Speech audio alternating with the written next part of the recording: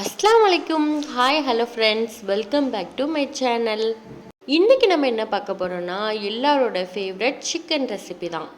இன்றைக்கி நம்ம இந்த சிக்கனுக்கு மசாலா பொடி போடாமல் அரைச்சி ஊற்றி வைக்க போகிறோம். அந்த ஸ்டைலில் தான் சிக்கன் இன்றைக்கி செய்ய போகிறோம். எப்படின்னு பார்க்கலாம் வாங்க. எப்பயும் போல் ஃபைனலில் டிப்ஸ் இருக்குது, அதையும் பார்க்கலாம். இந்த சிக்கன் சுக்கா கிரேவி செய்கிறதுக்கு ஃபஸ்ட்டு மசாலா வறுத்துடலாம். இந்த ரெசிப்பியில் இந்த மசாலா தான் ஹைலைட்டு. ஒரு தடவை இந்த மாதிரி அரைச்சி வச்சு பாருங்கள். எப்பயுமே மசாலா பொடி சேர்த்தானே வைக்கிறீங்க, இந்த மாதிரி ஒருக்கா ட்ரை பண்ணுங்கள். அதுக்கு ஒரு கடாயில் எண்ணெய் ஊற்றி 4 ஸ்பூன் மிளகு போட்டுடலாம். 5 ஸ்பூன் சீரகம் எடுத்துக்கலாம். இது ரெண்டும் நல்லா வதங்கி வரட்டும். அதுக்கப்புறம் 3 ஸ்பூன் சோம்பு போட்டுடலாம். அடுத்து 2 ஸ்பூன் கசகசா போட்டுடலாம்.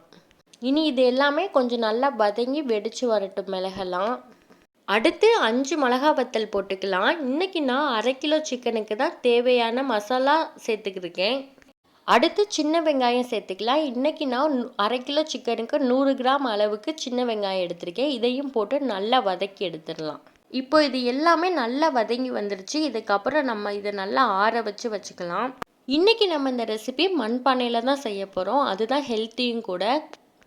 எண்ணெய் ஊற்றிட்டு ஒரு மீடியம் சைஸ் பெரிய வெங்காயத்தை நல்லா நீல வாக்கில் நறுக்கி போட்டுக்கலாம். 2 பச்சை மிளகா நீல வாக்கில் நறுக்கி போட்டுக்கலாம். இனி ரெண்டையும் நல்லா வதக்கிடலாம்.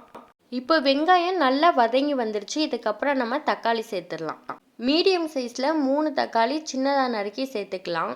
இனி இஞ்சி பூண்டு சேர்த்துக்கலாம். இஞ்சி பூண்டு அளவு எந்த அளவு நான் எடுத்து அரைக்கிறேன்னு உங்களுக்கு வேணும்னா வீடியோ டிஸ்கிரிப்ஷனில் கொடுத்துருக்கேன். உங்களுக்கு வேணும்னா செக் பண்ணிக்கோங்க. இனி இஞ்சி பூண்டு நல்லா பச்சை வாசம் போகிற அளவுக்கு வதக்கிக்கலாம்.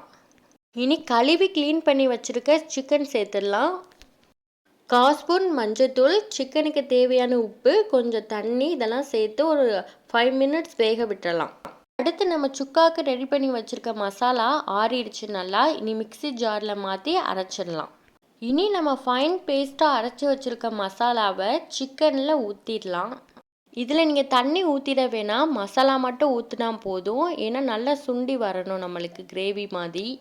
ஒரு 15 மினிட்ஸ் கழித்து ஓப்பன் பண்ணி பார்க்கலாம். நம்ம சுக்கா கிரேவி எப்படி வந்திருக்குன்னு பார்க்கலாம். இன்றைக்கி கிரேவி இந்த கன்சிஸ்டன்சியில் எனக்கு போதும். இன்னும் உங்களுக்கு கிரேவி திக்காக வேணும் அப்படின்னா இன்னும் ஒரு 5 மினிட்ஸ் கொதிக்க விடுங்க. ஃபைனலாக கொத்தமல்லி தழை போட்டு இறக்குனீங்கன்னா நம்மளோட சுக்கா கிரேவி ரொம்ப குயிக்காக ஈஸியாக செஞ்சாச்சு.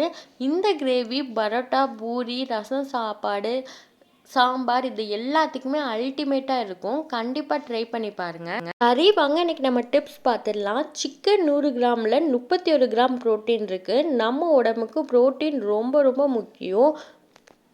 ப்ரோட்டீன் நம்மளோட தசைகள் வலுப்பெற ரொம்ப ஹெல்ப் பண்ணும். அதுக்காக சிக்கன் நீங்கள் அடிக்கடி எடுத்துக்கிட்டீங்கனாலும் உடல் பருமனும் இரத்த அழுத்தமும் அதிகமாகும். ஸோ ஒரு பொருளோட நன்மையும் தீமையும் அறிந்து அளவோடு எடுத்து ஆரோக்கியத்தை மேம்படுத்துங்க. இந்த வீடியோ உங்களுக்கு பிடிச்சிருந்துச்சுன்னா மறக்காமல் நம்ம சேனலை சப்ஸ்கிரைப் பண்ணிடுங்க.